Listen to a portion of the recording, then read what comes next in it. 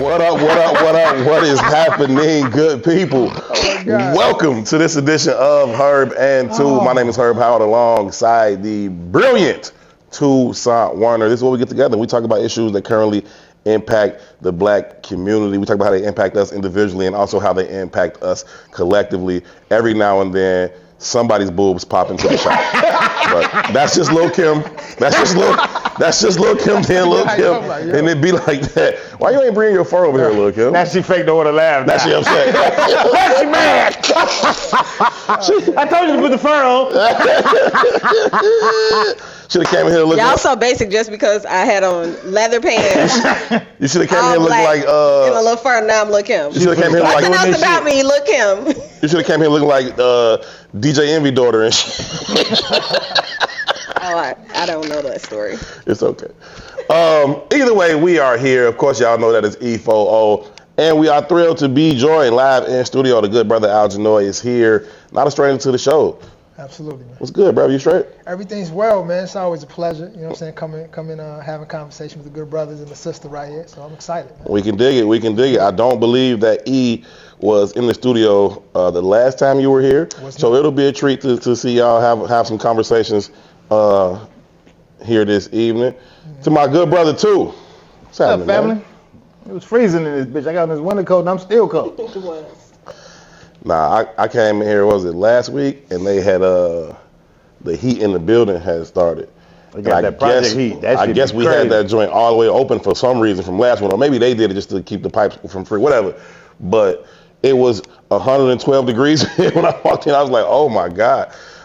So, you know, it is what it is, man. What they call them? Radiators? Yeah, radiators. The old school radiator without the cover? We got old. That's heat. Yeah, that's heat. It's crazy. I got a birthmark from one of them bitches at my granddaddy house. Oh, that's a burn, sir. No. I just told you it was a birthmark. You backed into it or something? Yeah, that shit'll tear you up. Nah, it'll do you in, G. That shit been with me since I was like 3. You see the steam coming off of it. You hear it knocking when it's cracking. Yeah. I got a weird burn too from a coffee machine when I was in 8th grade. I opened being stupid and like nosy. Yeah. I opened the coffee pot while it was brewing. The steam. I had on a sports bra. The steam hit my chest. Steam will straight up burn your skin off. Yeah. Everybody always think it's a hickey. It's the same mark. Yeah, it's a birthmark. I just say it's a birthmark. Yeah. Nah. Hey, I got surgery marks. So I'll be like it's gum wounds. I'll be glad.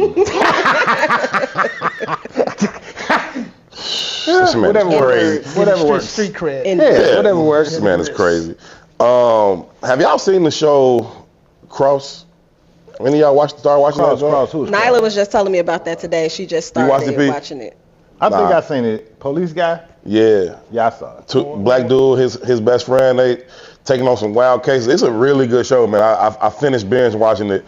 Really good show. Reminded me because there was a particular burning scene towards the end. I was like, yo, that's wild. It's better than Penny from Good Times. He probably don't know that scene. She did get burned. I forget about that. Yeah, it's too far. It wasn't at the top of my mind. But I got a crush on Penny, and I feel weird about it. Janet? Yeah, I know it's Janet Jackson. But because I know it's Janet Jackson, I got a crush on Penny, but I feel weird about it because even though this was several years before I was even born, she was like 10. I'm like, so even in the show, she's probably like 22. Yeah, but that's what I'm saying. I feel weird about having a crush on Penny. Like, I don't know. Janet was one of the ones though. Janet still one of the ones to be with the surgeries. I'm like, yeah. Even with the surgeries. You know who's not one of the ones with the surgeries? Who? Lil Kim. She's not. Lil Kim she fucked up her whole shit. She was absolutely beautiful. Was a cutie. And smoked herself. She was like hood cute. Yeah, but beautiful hood cute. Like, yeah, now she looks like an alien. She looks absolutely crazy. Not an alien, because that's not what they call it anymore.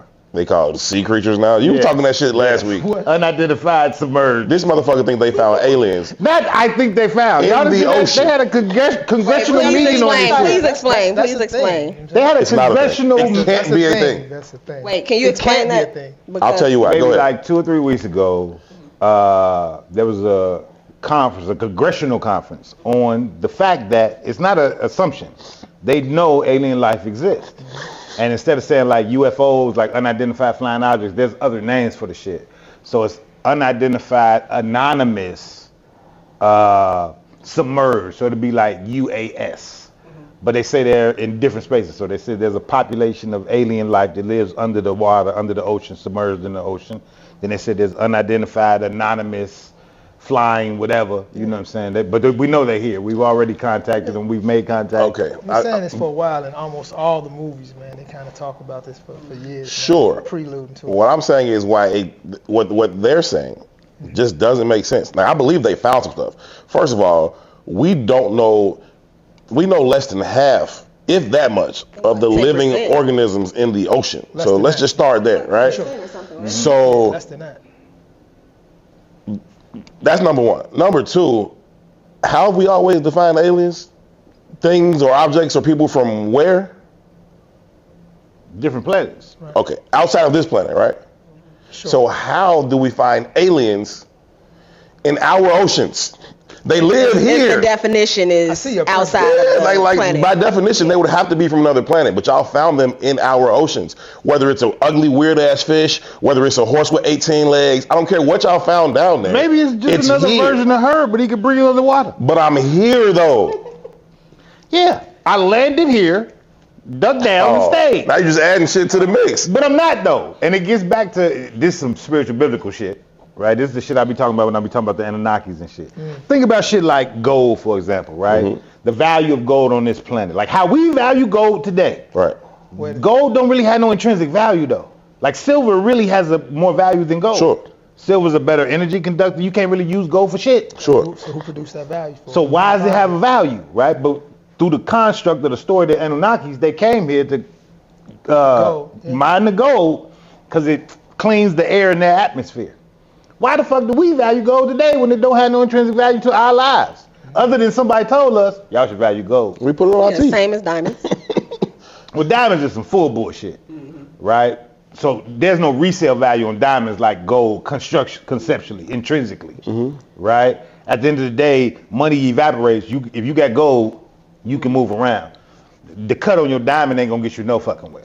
You know what I mean? Like in Sierra Leone, kids are legitimately picking diamonds up off the ground right now. Yeah. Like they're not as rare as we think they are. You know what I mean?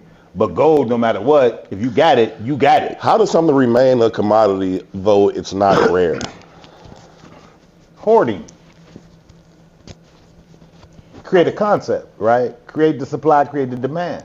Like the concept of diamonds was really damn near created in our lifetimes, or surely our parents' lifetime. Yeah, you gotta hoard it in order to create the false sense of scarcity. Right, false sense of scarcity. But it was legitimately created in like 2 generations ago. This ain't no forever thing. You know what I mean? Whenever you collect it, give it to us. We're gonna hold it over here in order to. Like the beers, the company that created the value, that created the marketing campaign, that diamonds is a girl's best friend. They also created that with the value of the diamond. They came together. That's what I was gonna say. It's marketing also. Yeah, they came together. That marketing campaign and the value of the diamond showed up together. You know what I mean? Makes sense. I was asking. Usually when something is a commodity, it's also rare. And for diamonds to not be rare but remain a high price commodity is pretty unique. Yeah. Back to your alien conversation though. They could identify that whatever they found has elements about it that is not native to this planet. So that's how we identify. Such as what? I don't know. Gills on the lung. I don't know. You know what I'm saying? I don't know. Let them go together, G. Whatever it is, that's how you. Let them go together. That's how you would. Why you got lungs and gills? You got both of them. But what Herb is saying is, you wouldn't be able. You can't exclude it from. You can't prove that these unidentified, just because they're unidentified doesn't mean that they didn't come from the planet. It just means that you don't know what the hell it is, right? You know what I'm saying? If there's elements that are not native to the planet. But nothing is, with the ocean, for example, if we've only accessed 3% or whatever that number is of the ocean, we don't know what a lot of stuff is. So maybe we're able to identify or see like a new animal or something like that because it, I don't know, transformed and it was able to come I'm telling y'all, Buddy the and that surface or something. I don't know. Buddy and that submersible went down there and started finding shit. Man, that nigga was watching the iPad. He never went underwater at all. They just crushed his ass on the land. He didn't even die. Nobody died there. They hiding it somewhere. They wanted to hide their money. Just I don't believe that shit. Who them people that went under? They ain't go nowhere. that is the slickest way to. You know what I'm saying? It was a conspiracy. Theory. I get all this money. He took his son too. He took money. I like you. I don't like your mama. I don't like the rest of it. I don't like your mama. We out. We out of here. We're in Cuba right now. We gonna. They were Tupac. We gonna hop in this thing and go to the bottom and go see the Titanic. Yeah, come on, man. Nah, that's wild. And ain't no windows. That's fair. Ain't no windows. They gonna open the door when they get down how you gonna there. see the Titanic? What the fuck are we doing here, y'all? I think they had cameras on the joint. I think it was a window, wasn't it? I think it was a little window one too. window. I think it was a little window, but Think about the ocean, y'all. You can literally The pressure? like The pressure, you can't have a fucking window. But nah, but they sent other things down there, so You can have them things be having. You got some. Yeah, they be having cameras First of all, and you windows. can't have nothing. Just like you said, it's 10%. Because anything that goes past this depth is going to get crushed. So what? Anything. I'm gonna say this. We ain't even created AI shit to get down there yet. No, they've been down there. They sent challenge. cameras and shit down. They sent robots, not people. A point. Because No, even the robots can't withstand certain pressure. No, there's real footage of the Titanic at the bottom of the ocean. They've been down there. It's not people. Robots and cameras have gone. With the Titanic. Yeah. I'm just saying that the ocean in general. We've Yeah. not explored the depths of the ocean. So what I'm saying, the homie who got that soup can and was like, we going. No, you didn't, motherfucker. You was on land. We haven't explored It was like the that little thing to deepest. be outside the Kmart. You get it? Like walking on the, You know what I'm saying? Literally, like walking on the moon. If ain't no windows in there, you can literally make this the biggest hustle ever. Like, get on in. Yeah. Tell somebody they're going down there. Just put them in the tub. Wait a minute. They actually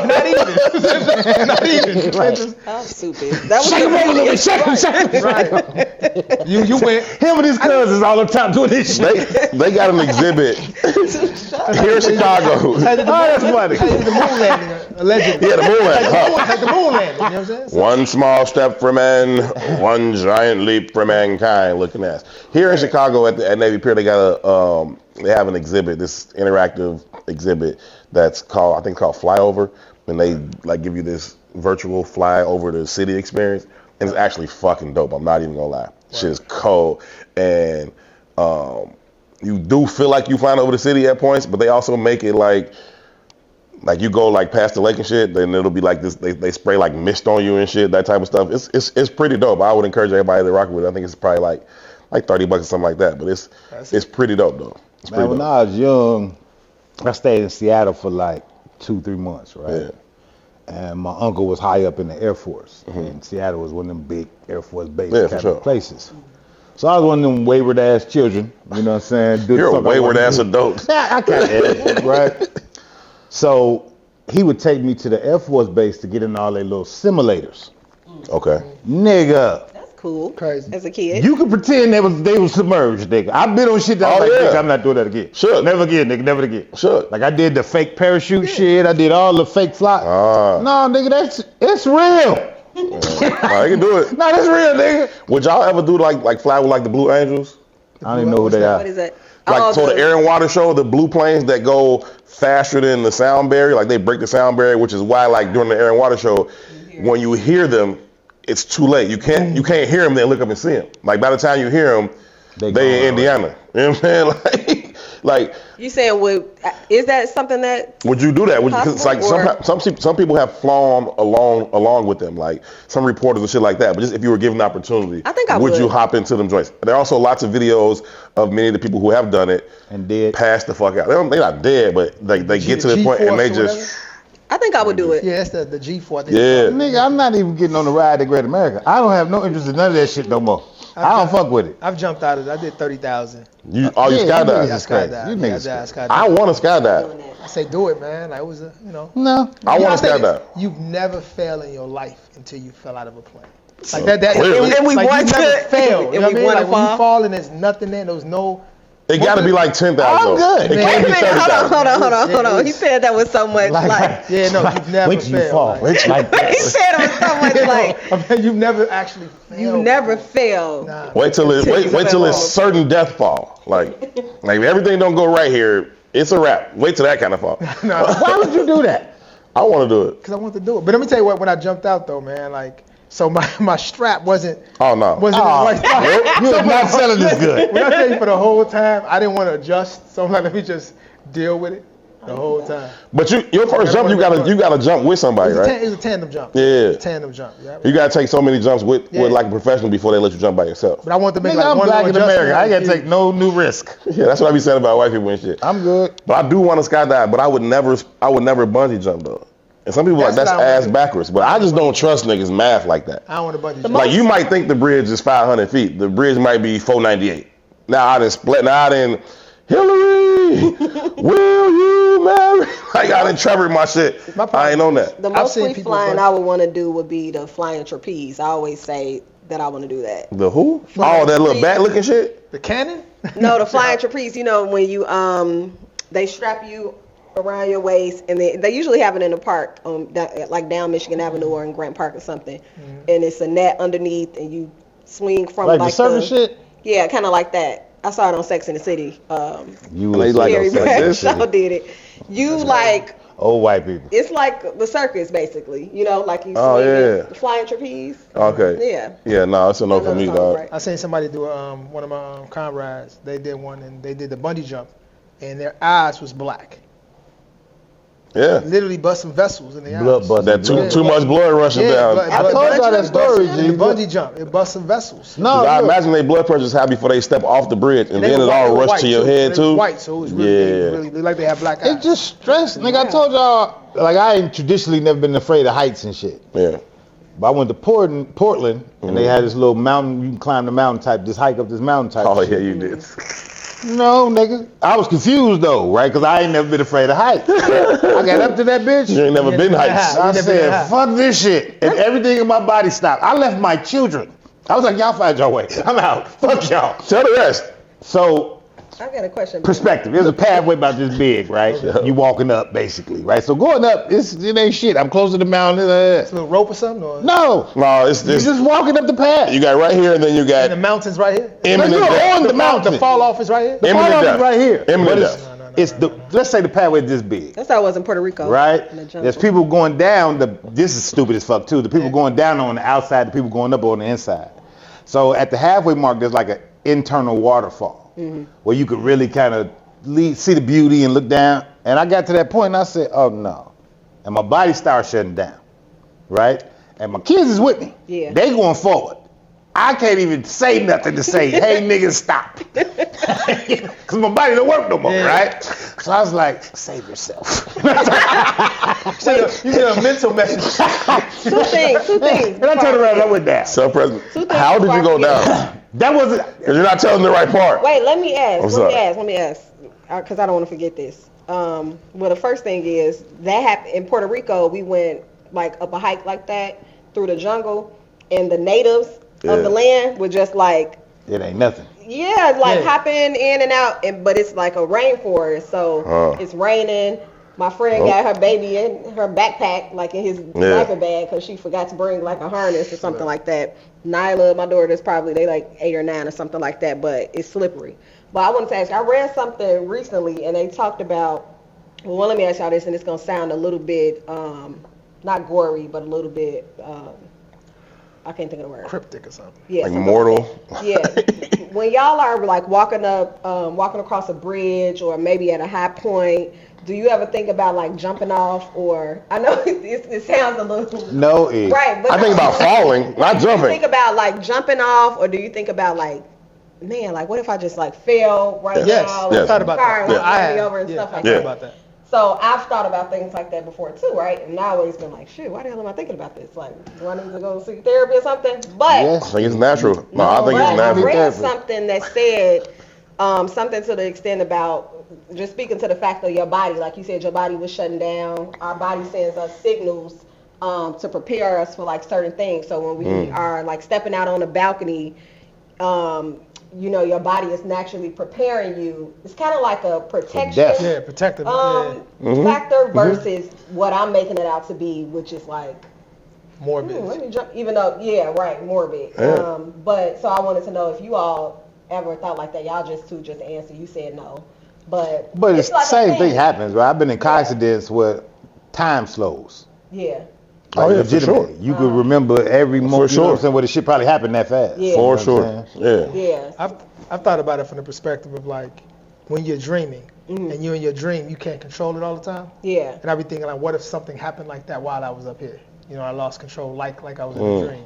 And or like the expressway ramp from Lakeshore Drive when it turns to the 55 and you know everything like that. I'm always thinking about like, what if I just flew off this? But literally, what if I just flew off this? A big gush of wind just blew you up. Something, but it's like a actual. I wish I knew like what it was called, or I had researched the article. What's that bridge right there on like Division? Maybe Halsted or something like that. Yeah, it's a bridge right there. Is that the Chicago River though? Yeah. So on some young hot boy shit on the winter time. Of course. Here's hot boy. Let's hear this. Right. I got a big truck at the time too.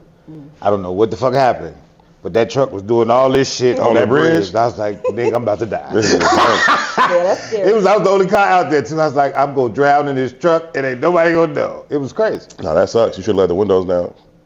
No, I was still on the bridge on the ice. You should have let the windows down. I wasn't. My mind didn't slow down at that No, moment. because if what he thought could happen actually happened, he needs the way out. But if you get in the water and the windows up, you smoked. You're supposed to go out the back window and kick it out, be able to kick it out. Look at all you survivalists. You all play. So me, this is what I do. Me, I be scared. That's what the fuck I was doing. I always think of, like, that's why I say it's not crazy that she feel like that, because I always think of, like, what's the worst thing that can happen right here? And then I mentally, at least, I try to prepare for it. Like, even any room I walk in, I'm like, okay, where are the exits? Any plane I get on, I'm like, okay, this, like that. I just always go through those scenarios because in my mind, I think I'm giving myself a chance to react better than if I didn't go through those scenarios.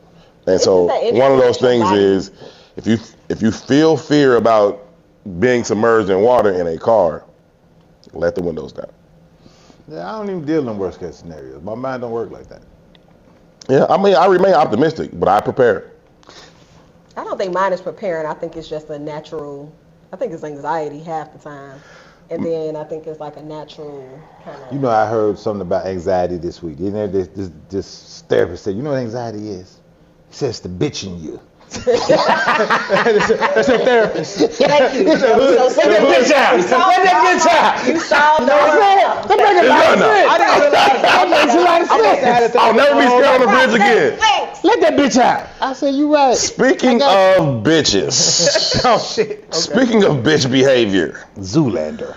Drake is suing, I think, Universal Music Group. Yeah. And then also suing Kendrick. He's suing Universal Music Group. Kendrick Lamar? Kendrick also? Yeah, he's suing Kendrick also. The first lawsuit he put out was against, I think, Universal Music Group, might be another one. Suing them for pushing Kendrick Lamar's They Not Like Us with the Drake diss in it, pushing it out more than they would to a regular song, right?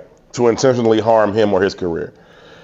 And then he comes back and he wants to sue Kendrick for like libel and defamation because of the lyrics that he was writing and saying.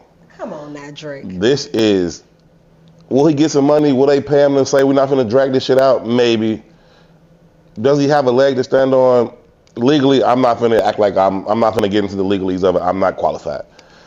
It's full bitch behavior though. Like full out whole shit, bro. This is hip hop. This is the art of it. This is the, you know, oh, I lost the battles. Now I'm suing.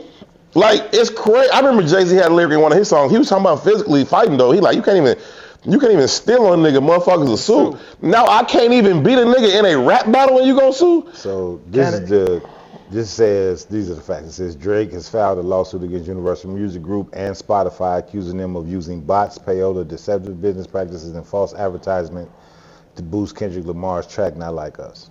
Yep, that was the first one. But that was about boosting it. And then he came back and sued Kendrick about defamation. Right. Yeah. Wow. Question though. J. Cole drops out the beef.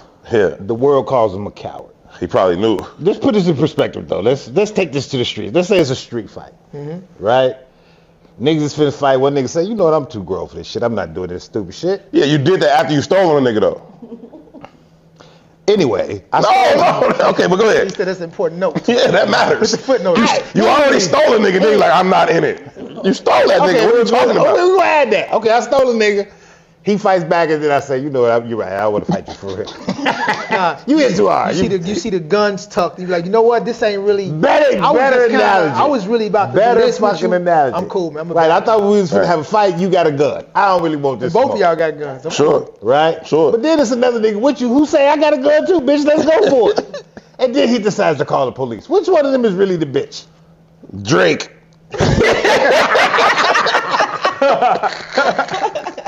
Drake. I mean, look, I still feel like J. Cole, it was very disappointing to see him bow out of the battle. He tried to bow out gracefully, and he gave his reasons, and that's cool. But, bro, it's the sport of it. If you're going to hop in it, you don't get to come out tomorrow like, oh, I felt so bad that I did that. I think the way he did it, way that he did it wasn't the best, the way he backed out of it. But I think that if he would have just ignored it from jump, like, fuck you niggas, I'm above that. Nigga just called the police, though. He's a hoe. He's a hoe. I don't know. That's over the line for me. I'd rather the nigga say, you know what? I saw the pistol. I'm straight. I'm cool. I prefer that nigga than the nigga to say 911. I don't know. I just feel a certain kind of way about that. After you was busting back though. He called 911 after he got whooped. Really, right. That's worse. I was talking this shit like I want to fight. Nigga whooped me. That's hey. And you busting. That's worse. I'm gonna drop it down. I don't like that shit. I don't like that. I don't like that shit. Drop down them niggas. You a little banana. That shit was not. That shit is not cool. So. Like I say, man, if y'all got some viewpoints or expertise or whatever on the legal part of it, that's cool. Yeah, I don't know, but it's just some whole shit to me. It really is. I try to practice empathy, right? Yeah. Whether I agree with you, I don't have to agree with you. Sure. If that's where you're coming from. I'm trying to imagine, like, my reputation means a lot to me, and I'm trying to imagine someone else who has a huge voice, coming out saying the most slanderous things that I consider to be outright lies about me. Algenoy out here doing this, that, and the third. You out here messing with the little kids. Yeah. In my life, I work in education. I'm educated. I'm dealing with corporations. And someone comes up and says, I'm messing with little girls. Yeah. And it's starting to stick. Yeah. What would happen to my career, and how would I feel about it? What would I do if I can't kill you because of that? What would I do? Should I just back out? It's just true. You can't just back out. Can I just be like, well, you got me, bro? Like, what do I do? It would feel terrible. I've been through some situations where like that type of libelous shit was going on, but it didn't start from us agreeing to beef. So if you say a nigga just randomly threw something at you, you wild as hell. Like, we ain't going off that. We agreeing to beef. You and I, we say, you know what, man? Oh, if we agreeing to beef, then we agree. We say anything goes in a beef, though, right? Now you coming up saying that I'm doing all sorts of wild things. But wait. If I'm not doing it, do I have to take it? But tell me this. In a beef, does anything go? I don't know. Like what's the rule? What if Jay didn't fuck Nas' baby mama in the backseat of Nas' car? What if Jay don't look like a camel? Like, I don't know. Like, you know what I'm saying? How far do we go? Like, so I know that's petty, but I'm saying. I'm with you. That's the point I'm making, though. For me, when you're starting to talk about things that like, it's not illegal for me to smash your baby mama. That's not illegal, and it make you look like a clown, but you can walk away from that. Right. But if it's about your sex trafficking, especially in this era, what's going on right now, I'm not saying I agree with Drake. But I can empathize with the position that he's in. Like, damn, there's nothing. You know how many songs he done dropped since that? And ain't nothing sticking. That's because he needs to grow up. See, this is where I bring in the racial element. Got a lot of stench on him right now. He back. Right, like even the connotation of where hip hop has gone, right, speaks to the devaluing of blackness in my mind in a lot of ways, right? It's old block, nigga. Right? There's no creative license in what is supposed to be a creative, artistic process. If you ain't do this shit, you can't talk about this shit. Wait, the whole shit is about me being creative.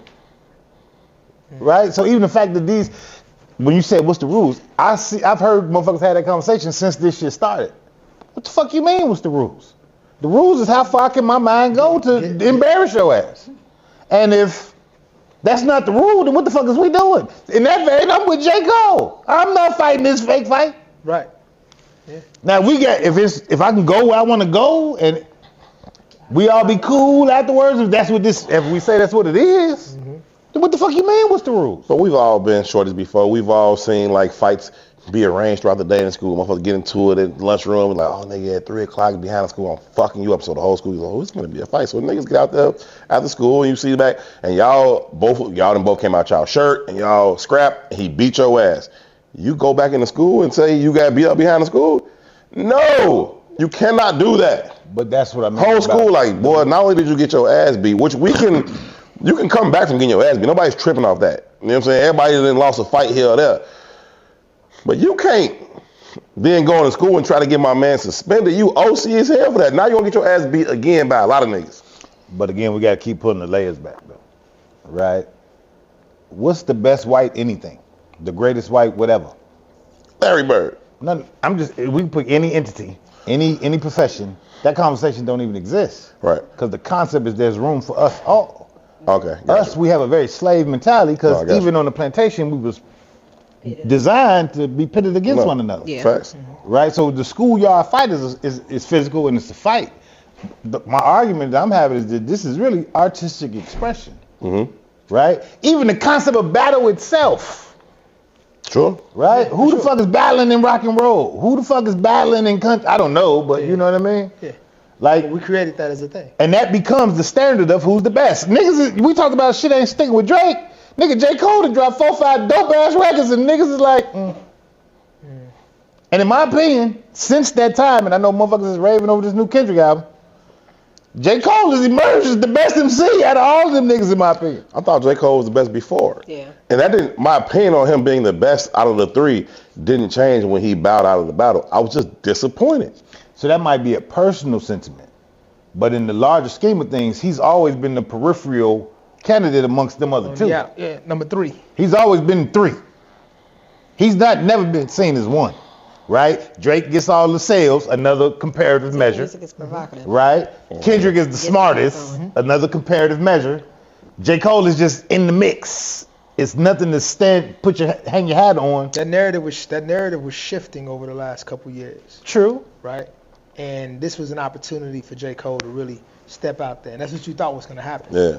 But I think that he was, for one, it would have looked a little funny 2 against 1. That would have looked a little, and I can see why. I don't want to be said, involved I'm in 2 gonna take against 36 1. against me and beat all y'all ass. But I'm not trying to be partnered up with Drake battling J. Cole. Let me get up out. Let me let y'all squabble. Yeah.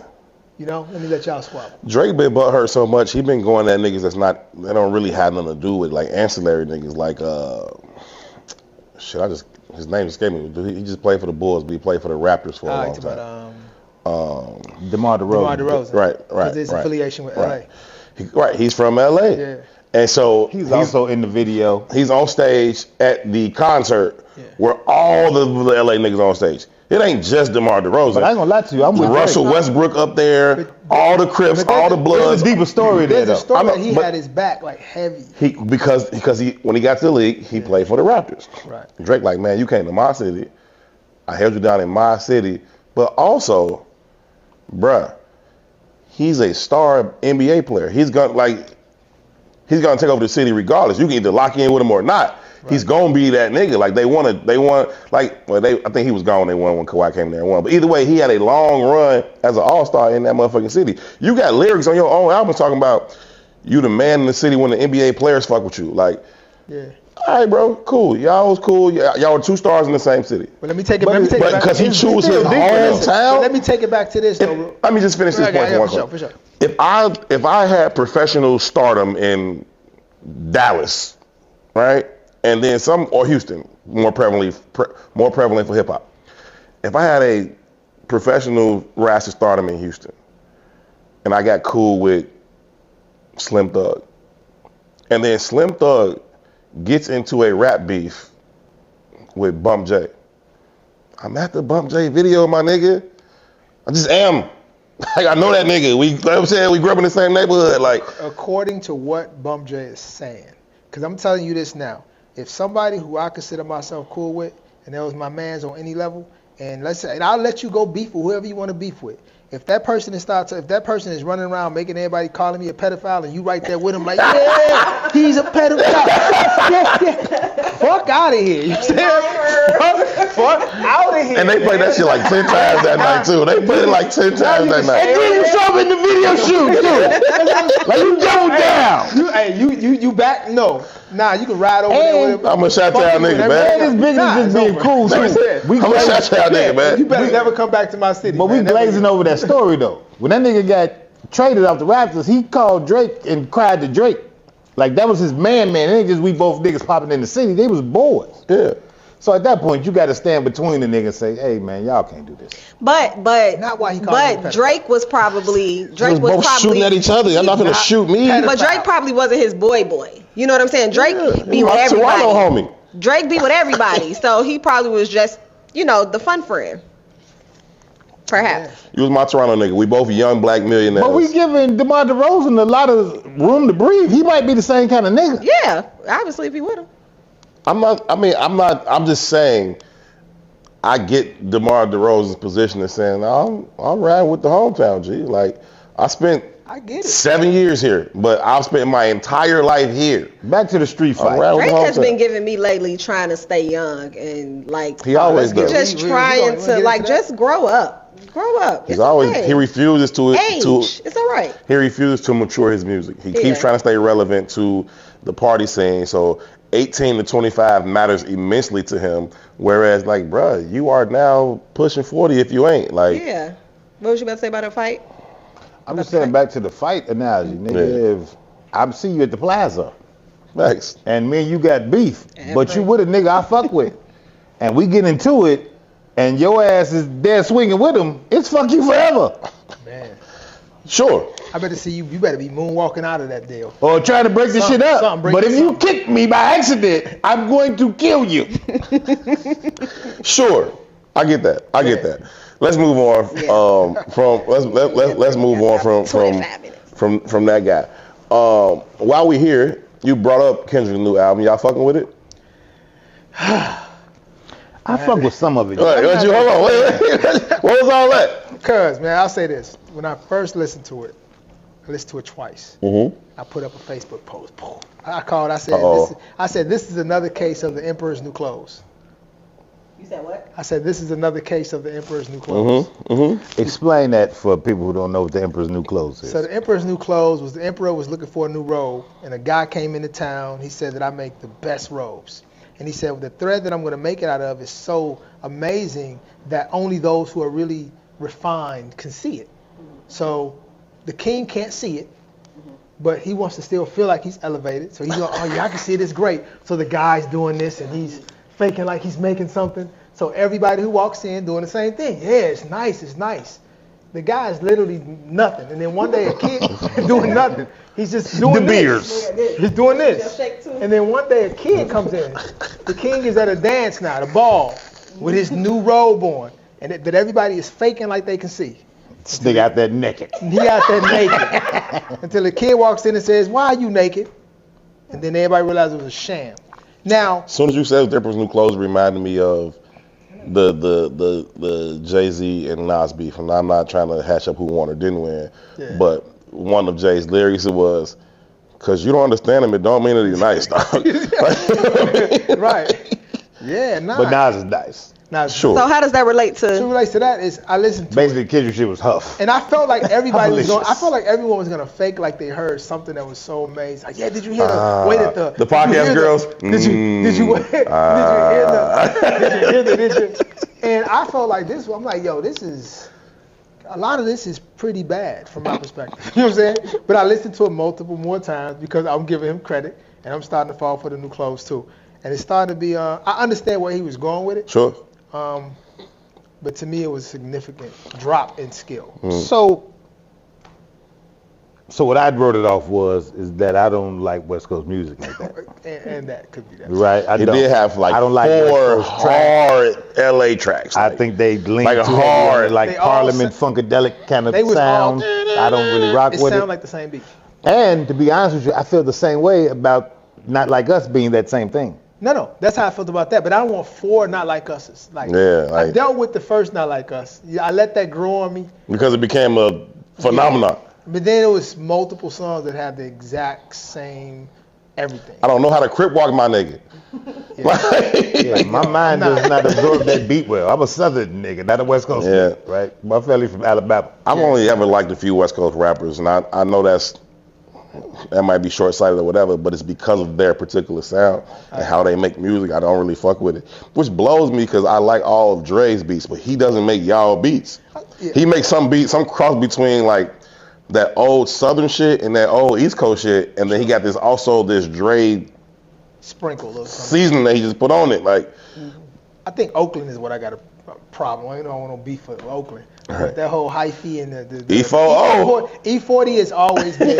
I think he's smart. I think he's a good businessman or whatever. E4O. I like E40. As a rapper. I know, that's why I started calling you that. I like E40. E40, I could never take him. As soon as she told me that she liked E40, but Oakland as a city, I fuck with it. I like E40. I still listen to him. As soon as you told me that, I would never listen. It was immediate. Like 40 water. Start calling you E4O was just immediate as soon as you said that. I was like, oh shit, it's her. He like him as a rapper, and that's her fucking name. I never will either. Yep, you know that song. Spring. Never pull a trigger. Yep. That was the first song I ever liked. That was the first E40 song I ever really? enjoyed. I just listened to that yesterday. Hey, somebody said to me recently, they said y'all put I can't remember. It was some white artist or whatever. Choices, that sort of stuff. They put some white artist like maybe it's a guitar or something in the Hall of Fame, right there, like Rock and Roll Music Hall of Fame. Mm-hmm. And then somebody asked them, this is like an interview. And it was like, why don't y'all put Too Short Whistle in the Hall of Fame? And the interview was like, what? He said Too Short's whistle. When he like on the what fucking song is it? The Blow the Whistle song? The Blow the Whistle song. Come on, man. That's real shit. So I said, no, I agree. That's not him. Wait, no. No, it is Too Short. No. That's not Too Short actually blowing the whistle. Right, but. No, you got to put it in there. And I also feel the same way about. This is what I added to it. Fuck y'all. This is what I added to it. I said. I'll hold that. I said you also got to put Lil Jon's. Yeah. No, not that. You can't put that in. No. The chair. The greatest ad-lib of all time. The chair that he was sitting and rocking in the studio when he made that. What it is, you know how it started like. That was not a real thing though. It was Are you just chair. making this up? No, I'm not. You know for a fact that Too Short be actually blowing a whistle. No, I don't know that. Okay, but you know that they was in the studio rocking the chair. Lil Jon was just rocking the chair. I always thought they was like, clearly they were mimicking a bed, but the sound literally came from Lil Jon in the studio rocking in the motherfucking chair. He said it on his, he did one of them verses. And he was like, y'all don't know this. Hall of Fame. But it can't go in the Hall of Fame. Put the fucking chair in the Hall of Fame. That's going to be a crowded Hall of Fame. Put the chair in there. That gets in there. Everything. What else? You gotta put some baby crying. I got the whistle, I got the chair, what else? Shit, I don't know. It's a baby crying on some song. Man. Like from Timbo? Timbo on the Aaliyah song, like, put that fucking baby in the Hall of Fame. Don't let it grow up. Before we run out of time. Yeah, because we move on from this. Y'all don't respect Let's talk about Lavender Marriage, stupid stuff. All right, we're gonna hit Lavender Marriage. We're gonna hit a couple things on politics, and we'll get up out of here. Yeah. Lavender Marriages, E. So, what you think to us? No, Two is the one who don't put that on Two. Brought this up. No, listen, I just found out what a Lavender Marriage is today. Wait, right? let's pull up the actual definition of it first, or what we can. It's a woman looking to marry a gay dude.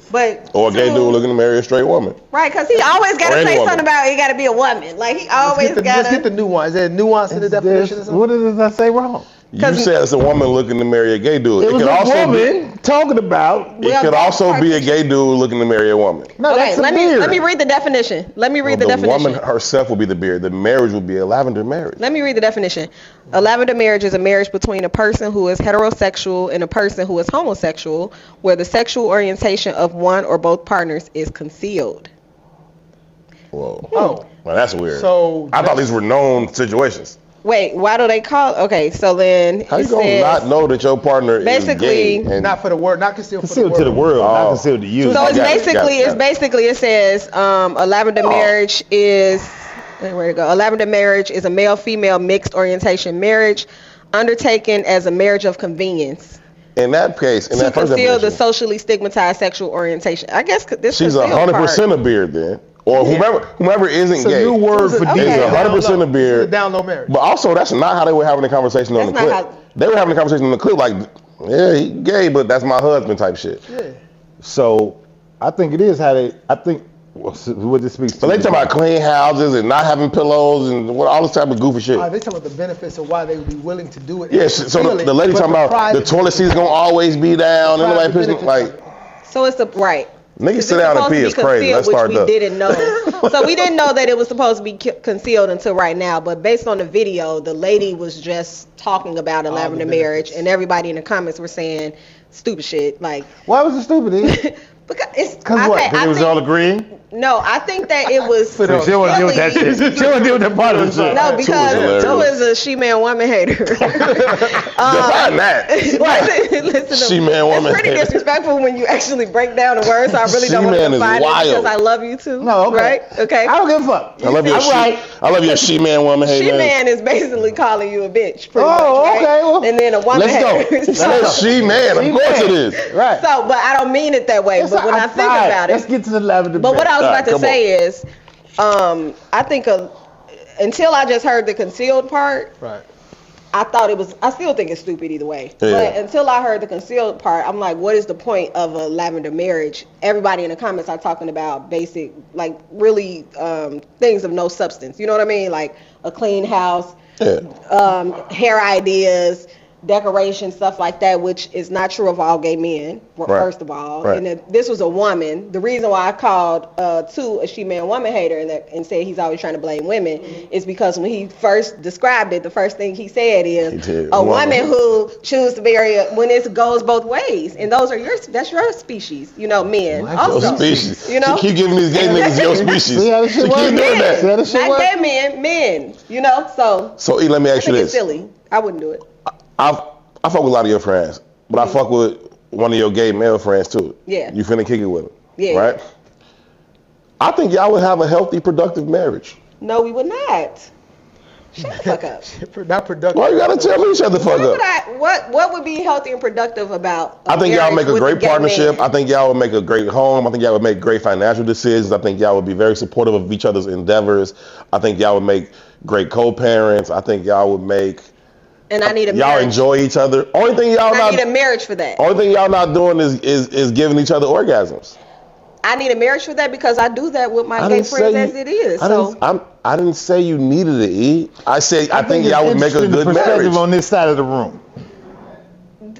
I didn't say you needed it. I said if y'all were in a lavender marriage, I think it would go good. That's what I did. I didn't say if y'all were in a lavender marriage. That makes a difference. That would be what it was called. If y'all was married, that's what it would be. It's a difference when you say. I didn't say I think y'all should get married. That's not what I said. I said I think y'all would have a good marriage if y'all were, and if y'all were, it would be called a lavender marriage. Say this to that. As I'm thinking about it. I think the new construct of marriage that has occurred over the last maybe century, maybe a little bit longer, relating it to love and feelings is a relatively new construct. In the past, it's been primarily about a business coming together, and it was less about whether I'm attracted to you. Sure. The sex and all that's going to happen eventually. So what he's saying is all the things that are the most important about marriages doesn't have to connect with same sex. I agree with that. And beating is very important in marriage. Let me be clear on that too. And the reason why you got to be able to beat. This is what I think the whole it's not leaving beating out of marriage. The whole concept of a lavender marriage, outside of some of the things we read about, like health benefits and stuff like that. Sure. Why? Because if my friend, Kwame, Al, like my friends that I'm very close with, we have conversations, we support each other. You and Al would not have a good marriage. All these things without being married. Locking in a contract. You and Al would not have a good marriage. In a contractual commitment. Y'all would fight all the time. No, that's my answer. No. To what you got to say about I think y'all fucking crazy to even have a conversation. Try it. You brought it up. No. How y'all are having the conversation? How y'all is having the conversation? Come on. Yeah, and what I'm saying is that what this really is a remnant of the social experiment that's been happening probably for the last 20, 30 years though, right? And what that woman is advocating for, the woman specifically, and the 45,000 women who agreed with her, Because it was 45,000 point some shit that agreed, right? Okay. What she's really looking for is a girlfriend to show up as a man. Act like me. Mm-hmm. Do like me. Be like me. Put the toilet seat down. Let's go shopping. All the shit that she advocated Sit down and pee. would be my best goddamn girlfriend, but show up in the capacity of a fucking man. Right. You don't want no man. You a lesbian. Right? And he don't want no woman. He want a man. And if he's advocating for that shit, gay, in his mind, you're showing up in that polarity. Right? They both have decided that they can outsource sex. This shit is insanity. I don't get it. Yeah. They say we can and many people do outsource. And it ain't just outsourcing sex. If all I'm missing is sex, I can get that outside the crib. But that ain't all you missing. I'm just saying. But that's what I'm saying is the argument. That ain't all you missing. And what happens is you devalue what femininity is. Fact. You devalue what masculinity is because you don't want to deal with it. It's hard to deal with that shit. I just want a nigga that act like my bitch. Yeah. It's hard to deal with when you have a society that doesn't really teach and promote the value of it.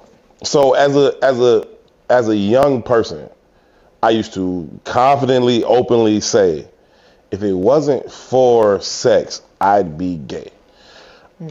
If I had the choice when I was younger, put the camera right on him. This is one of those super shot. Tell me more. When have y'all heard me say something and then be like, oh, I was ashamed I said that? I said what the fuck I said. That used to be the name of the show. I support you.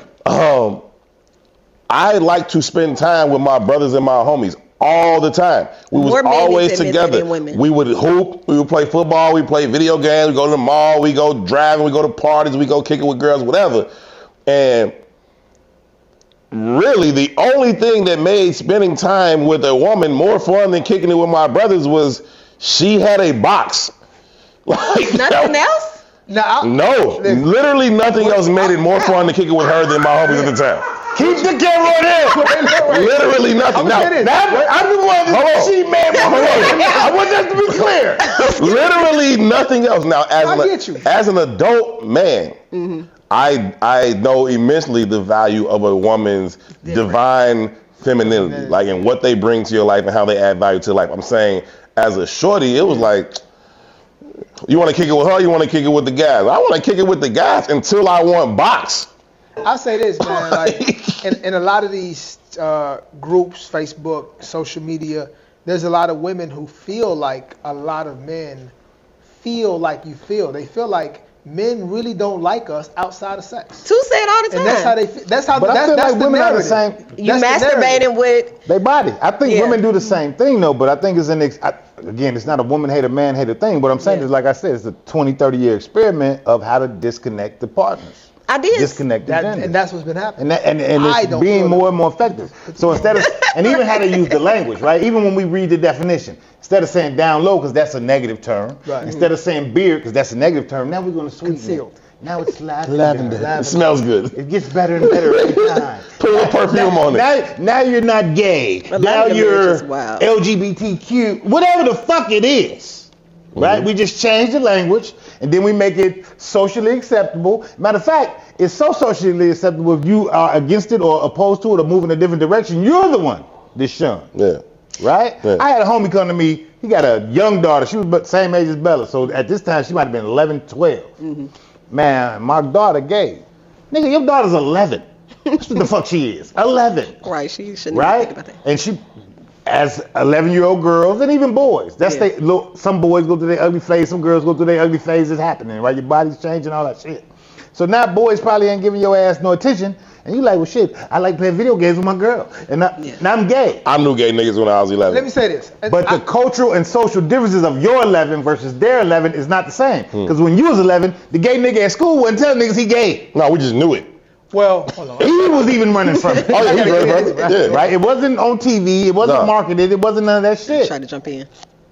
I think now, this is an interesting conversation. So I'll say that I think there's more new, because that box is a lot closer now, without explaining the nuance.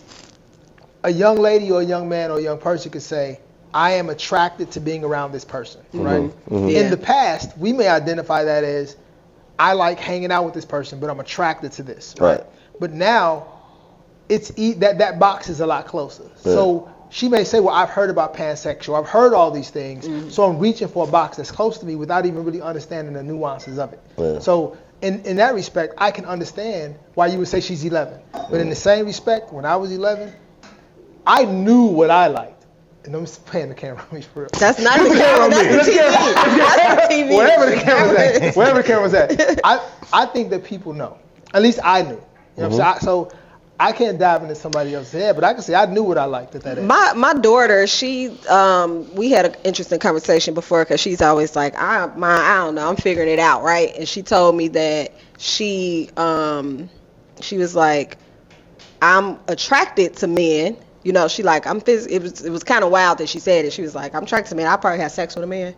And I was like, you know, like, okay, let me have another conversation. And she was like, but my emotional connection is to a woman. You know, she's like, I feel like, I don't know that I would ever feel emotionally safe with a man. And then she proceeded to say, this man, and she's 17. When I was her age, that's exactly what I'm talking about. When I was her age, I felt that way. And she said, this man and this boy and this boy, I feel that connection with them. I'm not attracted to them. No, they don't look good enough for me, right? Type of thing. And then she's, you know, as we continue to talk, she over the next few days, because she just was coming to me with this stuff and like just talking. Which is great. And she like, yeah, I think it stems from my dad and da. And she was going on and on about these different things. So I said, hey, you know, I was like, you know, I say, you know, I'm glad that you're thinking about it. You know, you might change tomorrow or whatever. And she's like, I don't want nobody putting no labels on me. Right. Like, you know, I might show up here tomorrow with a man. You know what I'm saying? Like, in the next day, you know, we just had those sort of conversations or whatever. Let me get a T.O. though, I think that speaks to the same thing I've been saying in totality though, right? That 30, 40-year experiment, right? Like, I'm the only boy in my neighborhood with a daddy. Right? So your experience ain't with adult men. You don't even see adult men loving your mama. Yeah. You understand what I'm saying? For sure. So what effect does that have on you, right? Yeah. And this is a whole community, right? So same thing with Naya said, I don't see myself as never feeling, what'd she say? She said, I don't know that I will have that emotional connection with a man. Like, she don't feel like the emotional. She don't feel safe, pretty much. With safe, many, and I think that's a very important word, safe. Right? Yeah. Even how you say it, I think that's very important. Yeah. Right. And I think about my earliest relationships, like genuine relationships, not somebody I just bust you down. I ain't never been that vulnerable. No. You understand what I'm saying? That first girl, you really be like, oh, I love you. Yeah. Like that's you find at least me. I ain't gonna say you. Yeah. As a man, I was like, oh no. I'm super soft. That didn't happen to me until I was well beyond her age, Nyla's age. Like I was well beyond that when I had that experience. Before then, I like only had that emotional connection with my brothers. Like we knew everything about. We were vulnerable. We could laugh. We could cry. I didn't have that with women, so it was like, hence what you were saying from the beginning. Okay. The question that I have is I think it's about who's framing the conversation. And who's helping you to really unpack it? Yeah. So a conversation that I had with my daughter when she was really young, in terms of physical touch, feels good. Right? Physical touch feels good. So I think it's natural if she's young and she touches a boy and the boy is touching her, and if it feels good, who's there to have a conversation with her around what does it mean, what are the ramifications, why you should do it, why you should not do it? Who's there to help unpack what those feelings actually are, right? So when a person has feelings or my son, when he used to be in school, he used to hug his friends when he was little. You know what I mean? Because he enjoyed hugging his friends.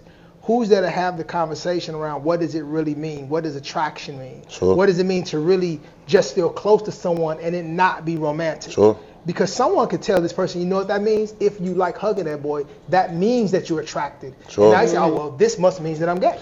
Or this must mean this. So who's controlling the narrative to help a person unpack how they're feeling, what it really means? And if the wrong person is there to say, you know what, it feels good, so you should do it. It feels good, so do it. And it's usually like the kids, because even like a lot of parents don't talk to. Oh, because I got this. Sorry. Put the fur on, Lil Kim. A lot of parents. Then I could have just had the fur, just like those. Right. And having that father in the house to explain that, or a mother, or whoever to explain it or help unpack it, Typically, and it's typically like the kids around you. Like I remember when me and my daughter, she was not even in high school, and we would be walking. And I remember one time specifically, the first time it happened, it was a guy walking, and I was checking him out, and she was checking him out. And I was like, and we looked at each other and then started laughing. Right, and she had to be in like 7th or 8th grade. Yeah. And so then I'm like, why you was looking at him? She was like, what? I was like, why you looking at him? You think he look good or whatever? And she was like, yeah, he looked nice. He get clean cut, type of a thing or whatever. And then so that prompted the conversation, But then when you go into environments, which when you talk about like the experiment, I think that kind of has something to do with it too. When you go into an environment where everybody is doing, one thing or not, then we all go through that phase of, I don't think I ever really did, but maybe I did, go through this phase of following or like trying to figure out if you're going to follow the crowd or if you're going to like step out on your own. I think we spend, I'm sorry, go ahead. Yeah. I got to get out. I feel like we're trying. I feel like that's what I was like. Years ago, I saw this documentary and it was about these kids in Philly, boys, and how wild they was. They was on some street shit. And there's a segment in this documentary that never left me. And they're sitting in the park and they talking to all these little niggas who done caught bodies. They wild and they some wild young niggas. They the young niggas we see today in Chicago, right? And they talking to the boys about their experiences with their fathers. And one of the young boys says, in the group of boys, he's like, man, everybody know niggas with daddies is soft. And that always stuck with me. Yeah. Right? I'm like, what? How do you come to that conclusion? Yeah. Right? And then as I thought about it, they all being raised by their mama. All of their behaviors are mimicking women's behaviors, even they don't associate them with women's behaviors. Yes. Right? Everything they do is emotional. They reacting off emotion. They popping off. You mimicking girl behaviors. Yeah. But you don't even recognize them as feminine behaviors because you've not experienced masculinity. Yeah. And even when the daddies are there. So what does that look like in reverse? To that, I'll say that I often talk about the type of father that I am. I consider it to be a relatively new construct, a new type of father, the father that is emotionally mature, the one that's having conversations with his son, having conversations with his daughters. I think in the past, the presence of a father you learned through observation. They didn't have those conversations, though they didn't necessarily sit down with you per se, the value was still in observing how he responded when he was upset, how he responded when he was happy, how he responded to frustration. And those observations still became part of the child, even if they weren't necessarily active in having those conversations. It still showed up. I usually like to throw the last word to one of y'all, but I'm going to take the last word because we got to get out of here. Yeah. I think that our natural selves comes out younger, and then society grabs us and distorts our own perception, and then we spend time trying to ultimately work our way back to what that looks like. So you talk about liking physical touch as a child, but not understanding, is it cool to hug my boyfriends? Is it cool to hug these girlfriends? Like, what's what? And then somebody more seasoned in the structure, right, that's already been kind of taught, assimilate, thank you, into the construct, tells you, okay, this is what it is, that's what it is. Like, now I'm fucking confused, but I'll go with that's what it's supposed to be, right? And I think if we let young people figure it out for themselves, then they'll just be able to define it, right? They'll just be able to define it. And you don't have to fucking label it, right, too early. You don't have to fucking define it too early or none of that shit. And I think back to just me personally, and I've told this story before, when I was in 2nd grade, I went with every girl in my classroom that I liked. Like, I'm not bullshitting. Like, I can call my best friend from 2nd grade. She was one of them. Like, and she'd tell you after school, and my mom would tell you because she picked me up. After school, they would line up, and I would just go down the line and kiss them all on the cheek. 6, 7 of them. Okay. Right? I didn't think this was crazy. I didn't think nothing about it, really. It was all people I genuinely like, I genuinely care for, and they liked me too. Then life grabbed me and said, you can't do that. You can have one girlfriend, and then everything else has to be a lie or hidden. I was like, oh, okay. Well, I guess I'll just do that then. Then I spent 20-some years ultimately just to get back to the nigga I was when I was 8 years old. You know what I'm saying? Right. And you get a kiss, you get a kiss, you get a kiss. Well, now I have multiple partners. It ain't that crazy, but It ain't. Hey, bro, I gotta go. Me too. It ain't that crazy, but that's the point. Let these shorties rock out, man. They will find their way, man. We have to go. Thank y'all so very much for choosing to tune in to this edition of Herb and Two Podcast. Algenoy, you know we appreciate you, my brother. Thank you so much for rocking with us. It's always love and respect with you, brother. We appreciate you coming through, brother. Appreciate you, man. Much love and blessings to you. Shout out to P.I. doing all of the hard work behind the camera. You, sir, are amazing. For E and Two, my name is Herb. Y'all be good to each other. Peace. Assalamu alaikum. Peace.